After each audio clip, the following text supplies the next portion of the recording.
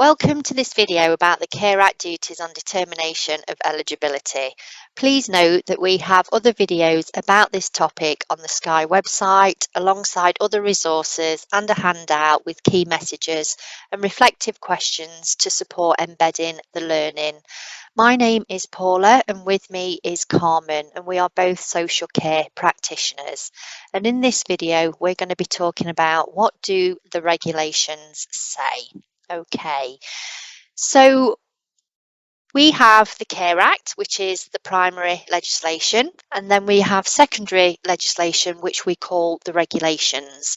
And those regulations give us clear understanding as to what we mean or what we should mean in relation to a determination of eligibility. So regulations tells us that an adult meets the eligibility criteria if A, the adult's needs arise from or are related to physical or mental impairment or illness, that as a result of the adult's needs, the adult is unable to achieve two or more of the specified outcomes in paragraph 2, and as a consequence, there is likely to be or is currently a significant impact on the adult's well-being. Carmen, what does that mean to you? Well, I think that the determination of eligibility regulations give us social care practitioners three very important points that we have to follow when determining eligibility. So several things to analyze in this phrasing. The first one is these three questions have to be answered in a sequential order. Yeah, and the clue to that is that in the third question it says as a consequence. So we can't possibly respond to question number 3 if we haven't built up the knowledge and the context from 1 and 2. Now, going question by question, the first one talks about the adult's needs arising from or related to a physical or mental impairment or illness.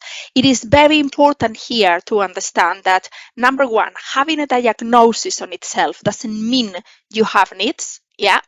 Not having a diagnosis doesn't mean you don't have them either. Yeah. It doesn't say anywhere that it has to be a long-term one. Yeah, so we may be, and that's where also fluctuating needs apply. Yeah, so those three things are very important to be in mind for the first question. The second question, we will talk about it in the later video when we talk about the unable to achieve and what it means and what it doesn't, and also the specified outcomes. Yeah, but it is important that we ask ourselves that question exactly as the regulation tells us to ask. And on the third one, it says as a consequence. So it's not is there likely to be or it is as a consequence of the other two questions. And it says a significant impact on the adult's well-being. So we must have evidence of what well-being means for this specific adult in the assessment to be able to respond and evidence this question appropriately. Yeah. Now, also, if we go and look at the carer circumstances, the questions for the carer, the determination of eligibility questions, are relatively similar to the adults, obviously in the context of a caring role. The determination of eligibility regulations tell us that when we are determining eligibility for a carer, we have to, a carer's needs meet the eligibility criteria if 1, the needs arise as a consequence of providing necessary care for an adult.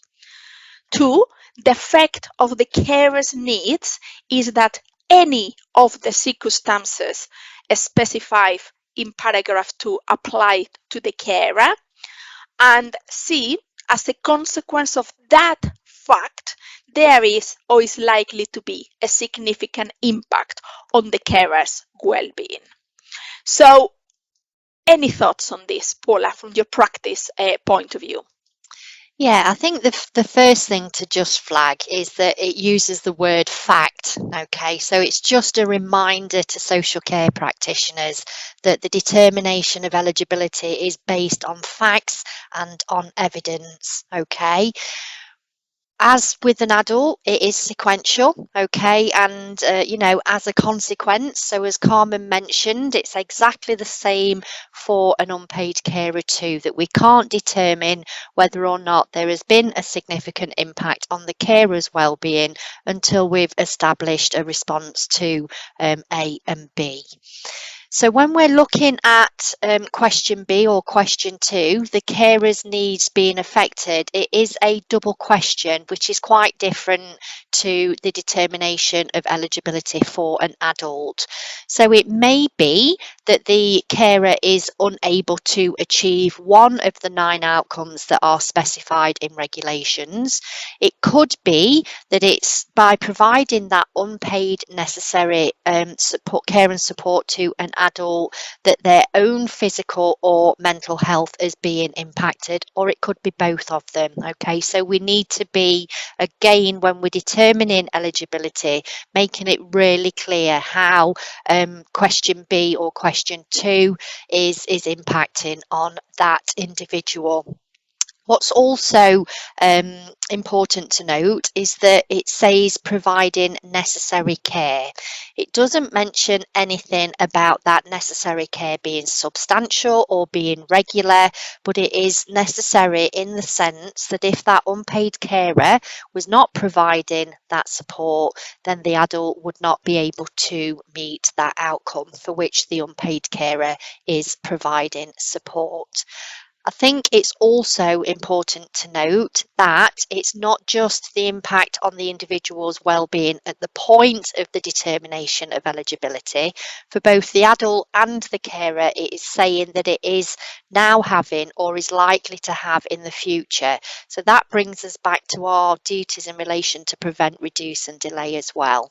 So it might not be impacting immediately, but if some support of some sort moving forward isn't provided, then that impact on well-being for the individual as a carer or an adult could be impacted.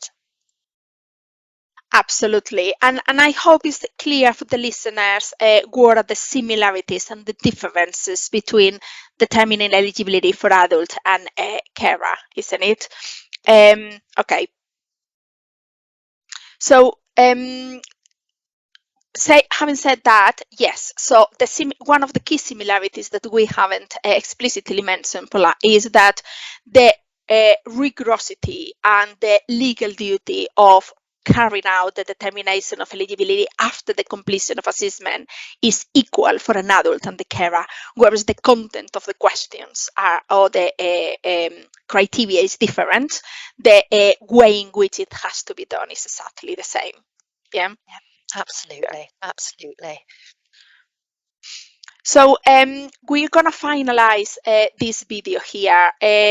But for listeners, please keep an eye because we will be doing another video explaining what unable to achieve means, talking about the specified outcomes and what significant impact means, so that people can be clear of what those legal terms mean from the Care Act point of view.